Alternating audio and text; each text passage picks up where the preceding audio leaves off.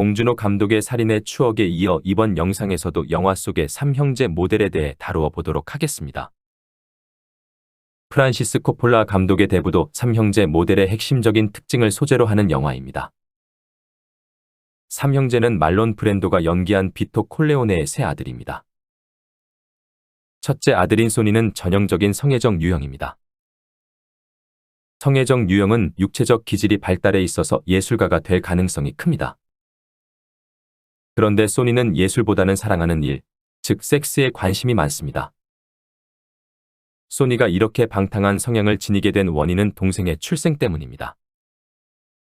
동생이 태어나면 첫째 아들은 동생에게 어머니를 빼앗김으로써 어머니에게 버림받았다고 느끼게 됩니다. 그러면 첫째 아들은 어머니와의 관계에서 느꼈던 자신의 살아있음을 다시 느끼기 위해 자신을 성애적으로 자극하게 되고 이러한 행동 양식이 성격 속에 뿌리내리게 되면 방탕한 성격이 되는 것입니다. 이와 관련된 정신분석적 견해입니다. 참고로 지문에서 자기 대상은 어머니를 의미하는데 왜 그렇게 부르는지는 조금 후에 설명하겠습니다. 분석가와 환자가 깨닫게 된 바, 아동기 신체 놀이와 간접적으로 관련된 것처럼 보이는 유일한 성인 행동은 그가 성인의 삶에서 자기 대상들에 의해 버림받았다고 느낄 때 즐거움이 없는 성적 활동들에 착수하고 외설적인 사진들에 강박적인 흥미를 갖는 것이었다. 이 활동들의 의미는 그가 신체자기의 살아있음과 현실성의 느낌을 다시 얻기 위해서 자신을 성애적으로 자극하는 것에 있는 것으로 보인다. 지금 지문은 하인즈 코엇의 자기의 회복에서 발췌한 것입니다. 방탕한 성격이 되면 성급하고 인내심이 적고 자극에 민감하고 흥분을 잘하는 다혈질이 됩니다. 소니의 이러한 성격적 특성은 결국 그를 죽음에 이르게 합니다. 그런데 첫째 아들의 예술가적 기질이 어떻게 방탕한 성향으로 변질되는 것일까요? 도스토옙스키의 카라마조프의 형제에서 첫째 아들인 드미트리가 방탕한 삶을 살게 되는 과정에 대한 분석이 있어서 인용해 보겠습니다. 다만 드미트리의 경우에는 동생의 출생이 아니라 어머니가 3살 때 가출함으로써 심리적 외상을 경험하게 됩니다. 예, 내 말이 바로 그겁니다. 하고 노인은 고집스러운 태도로 맞장구를 쳤다. 한 사람의 지혜도 좋지만 두 사람의 지혜라면 더욱 좋습니다. 그런데 저 사람한테로는 다른 지혜가 찾아가지 않았기 때문에 자기 지혜만을 써버렸던 것입니다. 대관절 저 사람은 자기 지혜를 어디에 써버렸을까요? 어디에 경주했던 것일까요? 적당한 말이 생각나지 않는군요. 늙은 의사는 코앞에서 손을 내저으며 말을 이었다. 아, 생각났어. 바로 스페이셜입니다. 방탕이란 뜻인가요? 예, 그렇습니다. 방탕입니다. 저 사람은 자기 지혜를 방탕에다 낭비했습니다. 너무 깊이 빠졌기 때문에 그만 이성을 잃고 만 셈입니다. 그러나 저 사람은 남의 은혜를 아는 다정다감한 청년입니다. 지금 지문은 도스토옙스키의 카라마조프의 형제에서 발췌한 것입니다. 도스토옙스키는 드미트리한테로는 두 사람의 지혜가 찾아가지 않고 자기 지혜마저도 방탕에 써버렸다고 말합니다. 두 사람의 지혜는 부모에게서 물려받는 지혜를 말합니다.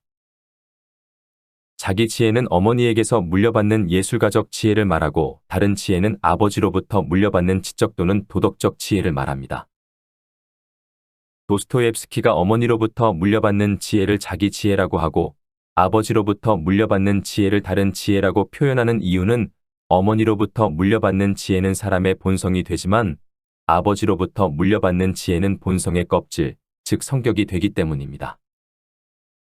그래서 정신분석학에서는 사람의 본성을 형성하게 해주는 대상이라는 의미에서 어머니 또는 어머니 역할을 해주는 사람을 자기 대상이라고 부릅니다. 하지만 어머니를 대체할 수 있는 인물은 사실 없습니다. 참고로 셋째 아들의 경우에는 어머니의 나이가 많아서 예술가적 지혜가 아닌 영적인 지혜를 물려받게 됩니다. 유아기의 첫째 아들은 어머니의 예술가적 지혜를 물려받지만 아동이 되면 아버지의 거세 위협으로 인해 아버지를 동일시하면서 이성적이고 도덕적인 태도를 습득하게 됩니다. 이 정신적 태도가 성격 속에 뿌리내린 것이 강박적 특질입니다. 그래서 강박적 특질이 강하게 되면 학자나 종교인이 되는 것입니다. 그런데 첫째 아들이 너무 이른 시기에 어머니와 분리되면 죽음과 같은 공포와 불안을 느끼게 됩니다. 도스토옙스키의 표현을 빌리면 다른 지혜가 찾아오기 전에, 일상적인 표현으로 말하면 어린아이가 어느 정도 성장하기 전에 어머니와 분리되면 첫째 아들은 자기가 살아있다는 감각을 얻기 위해서 자신의 감각을 성적으로 자극함으로써 예술적인 감각을 성적인 감각으로 변질시켜 버리는 것입니다. 니체의 말처럼 방탕은 쾌락에서 오는 것이 아니라 어머니와 관계에서 얻지 못한 쾌락의 결핍에서 온다고 할 수 있습니다. 방탕의 어머니는 쾌락이 아니라 쾌락의 결핍이다. 지금 지문은 니체의 인간적인, 너무나 인간적인에서 발췌한 것입니다. 첫째 아들의 방탕한 성향은 어머니와의 분리가 빠르면 빠를수록 더욱 강해집니다. 너무 강해지면 나중에는 아버지의 것의 위협으로도 통제할 수 없게 됩니다. 그래서 흥분하게 되면 소니의 경우처럼 그만 이성을 잃고 말게 됩니다. 여기에 해당하는 인물로는 지난 동영상에서 언급한 바 있는 태종의 첫째 아들인 양녕대군과 마하트마 간디의 첫째 아들인 하릴랄 간디 등이 있습니다. 영화 대부에서 둘째 아들인 프레도는 강박적 유형입니다. 강박적 유형이 되는 요인은 아버지와 형으로부터 받는 이중의 것의 위협 때문입니다. 쉽게 말하면 아버지와 형의 눈치를 많이 본다는 뜻입니다. 거기다가 동생까지 태어나면 둘째 아들은 형과 동생의 가운데에 끼어 살게 되고 나중에 성인이 되어서도 그런 상태에 머무르게 되어 주도적인 삶을 살지 못합니다. 소아과 의사이자 정신분석가인 도널드 위니캇은 둘째 아들의 심리적 현실을 다음과 같이 묘사합니다. 많은 아이들이 집과 학교에서 전혀 다른 모습을 보이는 것도 바로 저런 이유 때문이다. 가장 흔하게 접할 수 있는 도식은 학교에서는 새로운 것들을 발견하느라 신난 아이가 집에 돌아오면 보수적이고 자기 안에 갇혀 있으며 의존적이며 공황에 가까운 상태에 빠져 있는 모습이다. 이때 어머니나 주변의 다른 가까운 사람이 그에게 아주 섬세하게 적응하여 위기를 면하는 경우가 많다. 그런 종류의 일은 아이가 가족 내에서 자기 자리를 찾지 못하거나 자리 자체가 없을 때 일어난다. 셋째가 태어나 둘째가 가운데에 끼는 경우를 그런 예로 들 수 있다.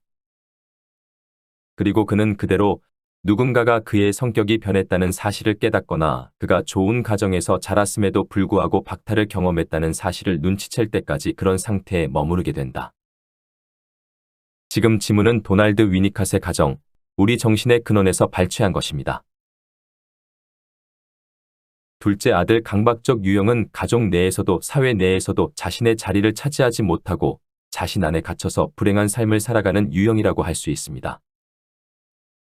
그래서 둘째 아들은 가족에게서 받지 못한 안식과 행복을 외부의 대상에게서 찾는 경우가 많습니다. 프레도도 자신의 패밀리와는 어울리지 못하고 다른 패밀리와 어울리다 패밀리를 배신하게 됨으로써 동생인 마이클에 의해 죽게 됩니다. 3형제 모델을 더 잘 설명할 수 있는 강박적 유형은 아버지 비토 콜레오네입니다. 그도 둘째 아들입니다.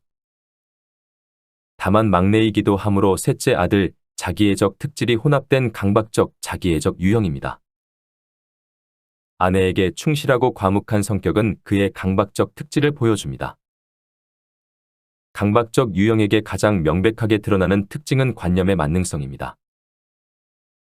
거절할 수 없는 제안을 하겠다는 등의 비토 콜레오네의 명대사들은 그가 어떤 원칙이나 신조와 같은 관념에 지배되고 있음을 시사합니다. 다른 인물의 예를 들어 관념의 만능성에 관해 설명해 보고자 합니다. 도스토옙스키의 악령에 등장하는 키릴로프라는 인물입니다. 관련 부분을 읽어보겠습니다. 어지간한 데까지 도달했군 하고 표트르 스테파노비치는 독살스럽게 중얼댔다. 나는 나의 무신앙을 선언해야 할 의무가 있어 하고 키릴로프는 방안을 돌아다녔다. 나에겐 신이 없다는 것보다 더 고원한 사상은 없다. 보게나 나의 눈으로 보면 자네는 어쩐지 수사보다 믿음이 더 열심인 것 같군. 지금 지문은 도스토옙스키의 악령에서 발췌한 것입니다. 키릴로프는 자신에게는 신이 없다라는 관념에 사로잡혀 그것을 증명하기 위해 자살하려는 인물입니다. 그러자 스테파노비치는 수도사보다도 믿음이 더 열심인 것 같다고 비꼽니다. 키릴로프처럼 강박적 유형은 유신론이든 무신론이든 어떤 관념에 사로잡혀 있는 사람을 말합니다. 이렇게 어떤 신조나 신념을 고집스럽게 고수하려는 이유는 그러한 신념 체계가 초자아나 자아가 유발하는 불안을 방어해주고 부모에게서 얻지 못한 가장 기본적이고 근본적인 만족을 대신 제공해주기 때문입니다. 이와 관련한 정신분석적 견해입니다. 신념 체계는 증거의 기반 위에 세워지는 것이 아니라 만족을 제공하는 내적 욕구의 기반 위에 세워지는 것이다. 종교적 신념 체계는 삶의 의미와 죽음에 직면한 인간의 불안을 포함하여 인간의 가장 기본적이고 근본적인 욕구와 불안에 대해 응답한다. 지금 지문은 윌리엄 마이스너의 편집증과 심리치료에서 발췌한 것입니다. 자기애적 특질은 자아가 발달해서 행동성이 강합니다. 비토 콜레오네의 성격에는 자기애적 특질이 혼합되어 있으므로 신조가 그냥 신조에만 머물러 있지 않습니다. 비토 콜레오네가 파누치를 주도면밀하면서도 대범하게 제거하는 장면은 매사의 정확한 강박적 특질과 범죄자가 되기 쉬운 자기애적 특질을 동시에 보여주는 명장면이라고 할 수 있습니다. 셋째 아들인 마이클은 기본적으로 자기애적 유형입니다. 자기애적 유형은 총명합니다. 마이클이 형제 중 유일하게 대학교를 나온 엘리트인 것도 그의 총명함 때문이라고 할 수 있습니다. 또 자아가 초자아보다 강해서 독립적이며 두려움이 없습니다. 그래서 범죄를 저지르는 상황에도 쉽게 빠집니다. 가족이 위태롭게 되자 솔로초와 경찰서장을 살해하는 장면은 그의 자기애적 특질을 보여줍니다. 동시에 현 사태의 본질을 꿰뚫어보는 그의 통찰력은 그가 다른 형제보다 뛰어난 지혜를 지니고 있음을 보여줍니다. 이러한 지혜가 셋째 아들이 어머니로부터 물려받는 영적인 지혜입니다. 지금까지 윤종화의 정신분석이었습니다.